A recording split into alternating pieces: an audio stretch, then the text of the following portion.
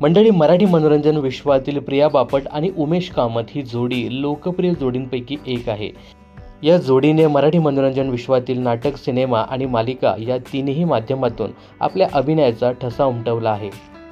प्रिया आणि उमेश नेहमीच सोशल मीडियाच्या माध्यमातून चाहत्यांबरोबर आपले अनुभव शेअर करताना दिसतात. अशातच प्रियाने दिलेल्या मुलाखतीत उमेशच्या मराठी अभिनयाच्या संधीबाबत खंत व्यक्त केली आहे. तर अमोल परजुऱ्यांच्या कॅचअप या यूट्यूब चॅनलला मुलाखतीत तिने उमेशच्या मराठी सिनेसृष्टीतील संधीबाबत भावना व्यक्त केल्या आहेत. तर या संदर्भात बोलताना प्रिया म्हणाली, मला प्रामाणिकपणे असं वाटतं की उमेशचा प्रवास मी पाहिला आहे. ज्या पद्धतीने मालिका, नाटकामध्ये उमेशला संधी दिल्या गेल्या तितक्या विश्वासाने चित्रपटात संधी खूपच कमी दिली गेली. याचं कारण आजही आम्हाला कळले नाही. उमेश हा चित्रपटातील सर्वात अंडररेटेड अभिनेता आहे. त्याने नाटकामधून स्वतःचा एक वेगळासा प्रेक्षक वर्ग तयार केला आहे. तो खूप मुरलेला कलाकार आहे, पण त्याला हव्या तशा सिनेमात ऑफर मिळाली नाही.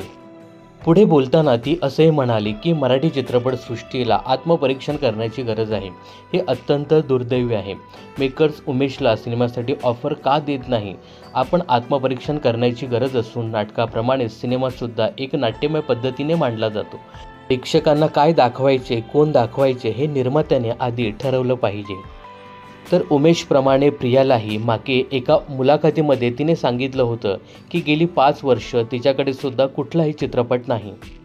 प्रिया बापटने आपल्या कामातून चाहत्यांमध्ये एक वेगळी छाप टाकली आहे. परंतु उमेश कामत याला सिनेसृष्टीत हवे तसे यश मिळाले नाही. त्यामुळे प्रिया बापटने ही खंत व्यक्त केली आहे.